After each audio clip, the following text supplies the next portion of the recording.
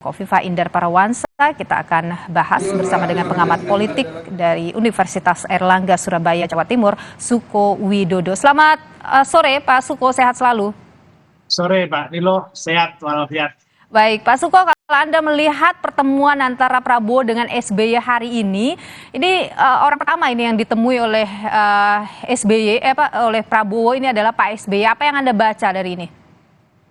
Ya, pertama kalau dengan Pak Jokowi kan tiap hari ketemu mungkin ya. Okay. Tapi dalam teman kita tentu biasanya seorang pimpinan itu yang menggantikan baru itu akan menemui tokoh-tokoh yang pernah menjabat. Mana Pak SBY kan pernah pertama menjadi Presiden RI, kedua juga partainya mendukung beliau, dan ketiga saya kira memang mencari partai secara konsisten mendukung Pak Prabowo, dan Demokrat telah menunjukkan kesungguhannya dalam mendukung pasangan nomor 2 ini untuk memenangkan pemilu 2024 ini. Tapi kalau Anda lihat, kalau tadi disampaikan kan ini untuk berterima kasih, silaturahmi gitu, itu saja kira-kira, atau jangan-jangan sudah membahas masalah kabinet? Saya kira terlalu dini untuk melihat itu Mbak Nilo, tetapi pesan-pesan itu pastilah tersurat, karena sepanjang kita ketahui di dalam track record pembicaraan, saya kira adalah setiap sumbangan dari partai politik kan pasti akan mendapat kompensasi ya, apakah nanti jabatan itu saja menjadi bagian, karena begitulah koalisi itu lazim, karena akan pasti berbagi kekuasaan. Dan saya kira pertemuan ini lebih banyak pada menunjukkan sebagai bentuk kebersamaan, solidaritas itu. Lebih banyak pada posisi itu. Itu membangun silaturahmi untuk menguatkan, mensolidkan, karena kan pasti bisa diduga akan di hari-hari berikutnya akan ada tekanan yang terus tidak akan berhenti nantinya. Oke, jadi menguatkan hubungan begitu ya Pak Suko ya, antara Pak Prabowo dengan Pak SBY. Tapi begini, selain bertemu dengan Pak SBY hari ini di Jawa Timur, di Jakarta, Pak Prabowo juga bertemu dengan Bu Khofifah, mantan Gubernur Jawa Timur.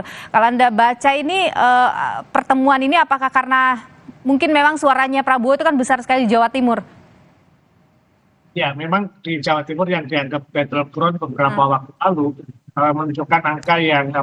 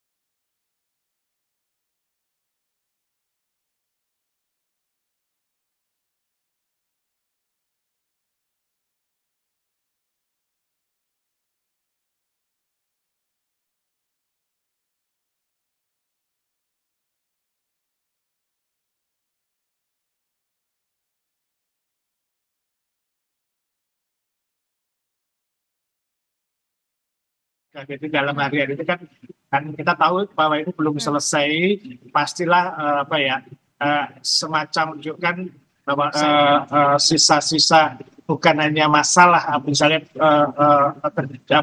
tuduhan kecurangan, tetapi proses sebelumnya misalnya dari MK kemudian kekuasaan dilakukan itu kan tentu saja kan masih belum selesai menurut saya. Jadi ini masih mungkin berpotensi untuk terus ada goyangan-goyangan itu.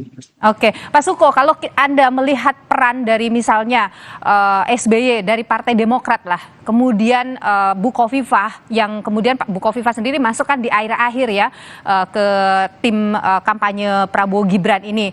Pak SBY Demokrat juga sebenarnya adalah partai terakhir juga yang masuk. Tapi peran mereka seberapa besar memenangkan Pak Prabowo Gibran di Jawa Timur? Ya, Ilo, memang kalau kita mempelajari perolehan legislatif dan presiden ini kan tidak signifikan. Angka ini melampaui jadi ada perbedaan antara mereka memilih legislatif dan pilihannya pada gubernur. Nah ini kan yang diandalkan adalah yang disebut dengan teori jaringan kekuasaan. Nah orang-orang seperti Pak SBY, kemudian Bukofifa yang bukan orang partai, tentu akan dipastikan memiliki peran yang besar di dalam meraup suara itu. Oke, ini besar karena memang dua tokoh itu atau karena Jokowi efeknya, Pak, terakhir?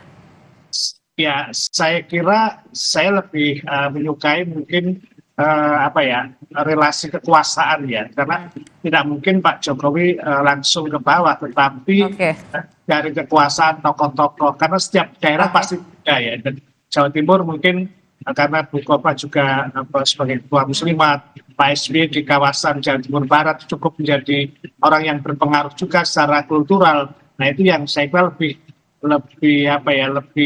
berelasi dengan hasil ini. Oke, baik Pak Suko Widodo, pengamat komunikasi politik dari Universitas Airlangga Surabaya. Terima kasih sudah berbagi pandangan di Kompas Petang. Sehat selalu Pak Suko. Terima kasih, Mbak.